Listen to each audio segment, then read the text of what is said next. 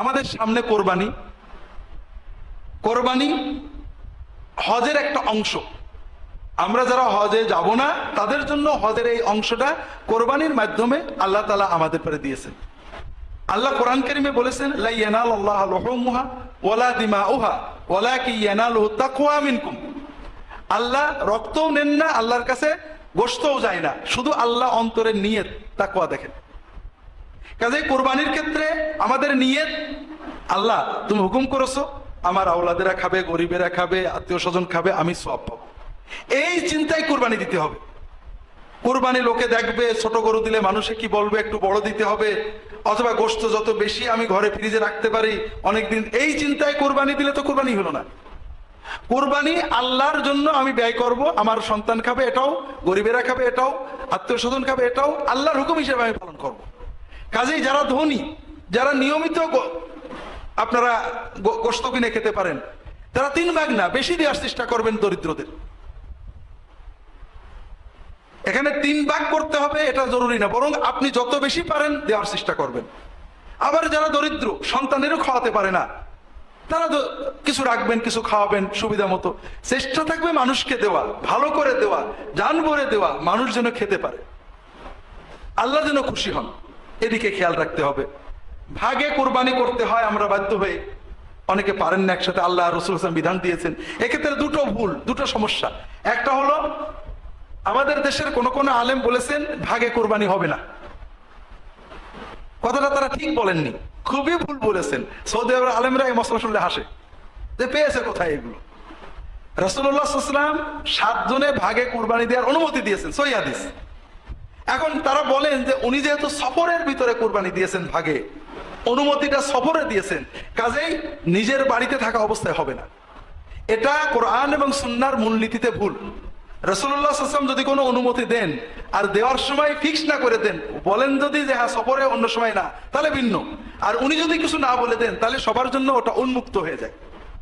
এজন্য ভাগে কোরবানি দেওয়ার ব্যাপারটা সহিহ হাদিসে আসছে, এবং বাড়িতে সফরে মুকিম অবস্থায় সকল অবস্থায় কুরবানি ভাগে দেওয়ার বৈধতার ব্যাপারে শাফিঈ, হাম্বলি, মালিকি, হানাফি ফুকাহাদের ইজমা আছে। কাজেই এটা নিয়ে বিতর্কটা অনাকাঙ্ক্ষিত এবং অনুচিত, হাদিসের আলোকে ঠিক না। সহিহ হাদিসে অনুমতি আছে, আমি আবার একটা শর্ত জুড়ে ওটা বন্ধ করব, যেটা শর্ত রাসূল সাল্লাল্লাহু আলাইহি ওয়াসাল্লাম করেননি, সাহাবীরাও করেননি। আর একটা ভুল আমরা করি, ভাগের নামে মুত্তাকি লোকেদের সাথে ভাগ না করে যে কোনো লোকের সাথে ভাগ নিই। যেমন বেনামাজি, হারামখোর, যারা হারাম উপার্জন নির্ভর, এদের সাথে ভাগ নেবেন না, কারণ বেনামাজির ঈমান নিয়েই সন্দেহ আছে। যে লোক নামাজ পড়ে না কিন্তু স্বীকার করে খুব কঠিন গুনার কাজ করছি, খুব মনে পাপ আছে যে আল্লাহ নামাজ না পড়ে চোরের চেয়ে খারাপ, লুচ্চর চেয়ে খারাপ, মদ করের চেয়ে খারাপ, আমি একটা বড় অন্যায় করছি, তার ঈমান কোন রকম থাকতেও পারে, নাও পারে। আর যে মনে করে যে নামাজ না পড়লে গোপন নামাজ পড়ছে আমি ভালো আছি, এ একেবারে 16 আনা কাফের, কোনো সন্দেহ নেই, কারণ সে নামাজের গুরুত্বই মানে না। নামাজ পড়ে তার চেয়ে বেনামাজি ভালো হইতে পারে, এই চিন্তাটাই একটা সম্পূর্ণ ঈমান হারানো চিন্তা। একজন মানুষের ভালো মন্দ হওয়ার মান, একজন লোক মা বাবার সেবা করে, মানুষের উপকার করে, সত্য কথা বলে, এগুলো ভালো কাজ। কিন্তু লোকটা আমাদের নবীজিকে গালি দেয়, আল্লাহর তাওহীদ মানে না, আপনি কে কে ভালো বলবেন? কারণ মা বাবার খেদমত করা, সত্য কথা বলা মানুষের খুব ভালো কাজ। সর্ব অবস্থায় কোরবানি বেনামাজির সাথে কোনো অবস্থায় ভাগে নেবেন না। বেনামাজি কুরবানি দেয়, এর নমুনা হলো ন্যাংটো লোক পাগড়ি পরে, কোনো পার্থক্য নেই। কুরবানি দেয়া সুন্নত অথবা ওয়াজিব, ঠিক না? আর নামাজ পড়া ফরজ। কুরবানি আজীবন না দিলে কুফরি হবে, কোনো হাদিসে নেই। কিন্তু নামাজ একক তো নষ্ট করলে কাফের হবে, এরকম অনেক হাদিস আছে। অন্তত নামাজের গুরুত্ব অস্বীকার করলে যে কাফের হবে, এটা ইজমাই মাসালা, সবাই একমত। তো এই জন্য যারা নামাজ পড়েন না, নিয়মিতই পড়েন না, তাদের সাথে কখনোই কোরবানি করবেন না। এখন আমাকে একজন ফোন করেছেন নাটোর থেকে, হুজুর আলহামদুলিল্লাহ আমাদের গ্রামের অধিকাংশ মানুষই নামাজ পড়ে, বেনামাজি খুবই কম, তারপরও অনেক মানুষ আছে বেনামাজি। এখন আমরা যদি বলি যে বেনামাজির সাথে কোরবানি করব না, তারা ওলা বলে তাহলে হুজুর আমরা বেনামাজি কিছু কোরবানি করি। কারণ এখন যদি আমরা নামাজ শুরু করি তখন লোকেরা বলবে কোরবানির আশায় নামাজ পড়ছে। তাই বললাম না, সুদ করে তওবা চেক করতে হয়। সুদ বলে আমি তওবা আর সুদ খাবো না, 1 বছর দেখতে হয় যে আসলে সুদ বন্ধ করেছে কিনা। তা নাহলে তার বাড়ি খাওয়া যাবে না, তার সাথে কোরবানির ভাগ নেওয়া যাবে না, তার সাথে লেনদেন চলবে না। কিন্তু বেনামাজি তা না, বেনামাজি আজকে তওবা করেছে, নামাজ শুরু করেছে, আলহামদুলিল্লাহ, তার তো অপরাধ নেই। এই জন্য বেনামাজি যদি তওবা করে নামাজ ধরে তার সাথে কোরবানি করবেন। তাকে কখনো খোটা দেবেন না যে কোরবানির জন্য নামাজ শুরু করেছো, এটা দিলে গুনাহ হবে।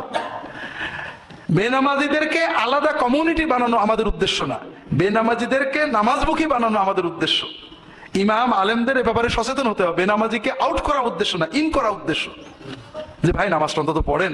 আমাদের এখানে, আমার গ্রামে, আমি বাংলাদেশে আসার পরে প্রায় 4-5 বছর এই মসজিদে জুমা পড়াতাম। গ্রামে আমার ছোটবেলার এক খেলার সাথী মতোই মারা গেল, নামাজ পড়তো না। তো মারা গেছে, তার শ্বশুর আবার দিনদার মানুষ, মারা গেছে, বলেছে জানাজা পড়াতে, বলে নামাজ পড়তে, বলে না, তাহলে আমি জানাজা পড়াবো না, আত্মীয় স্বজন পারলে পড়ুক। এখন জানাজা ভালো হয়নি, ওই শ্বশুর বোধ অল্প 2-4 জন লোক নিয়ে কোন রকম জানাজা পড়েছে। পরের জুমা থেকে আমাদের গোবিন্দপুরের লোকের মুসল্লির সংখ্যা বেড়ে গেল। অনেকেই যাদের মোটে দেখতাম না জুমার দিনে দেখা শুরু। আমার কথা, ভাই আল্লাহর কাছে তোমার জন্য সাক্ষী দেবো, তোমাকে আমি একদিনও মসজিদ দেখলাম না, কি করে সাক্ষী দেবো কও? অন্তত মসজিদে আসো, আমি বেঁচে থাকলে তোমার জন্য সাক্ষী দেবো। আর মসজিদে আসবে না, যে তোমার সাক্ষী দেবে সে বুঝবে আমি ওর ভিতরে নেই। তা আমরা এর পরে দেখা গেল গোবিন্দপুরে মুসল্লির সংখ্যা বেড়ে গেল, অনেকে অন্তত জুমায় আসা শুরু করে দিলেন। তা আমাদের উদ্দেশ্য ইন করানো, আউট করা না, বেনামাজিকে সমাজচ্যুত করা না, বেনামাজিকে আদর করে নামাজ পড়ায় সমাজে আনা। কাজেই বেনামাজির সাথে কোরবানির ভাগী হওয়া যাবে না। যারা হারাম উপার্জন নির্ভর, ঘুষ খান জানি, সুদ খান জানি, তাদের সাথে কোরবানির ভাগ কখনোই করবেন না, কোনো অবস্থাতেই না। এদিকে সবাই খেয়াল রাখতে হবে। আল্লাহ তাআলা সবাইকে তৌফিক দান করুন, আমিন।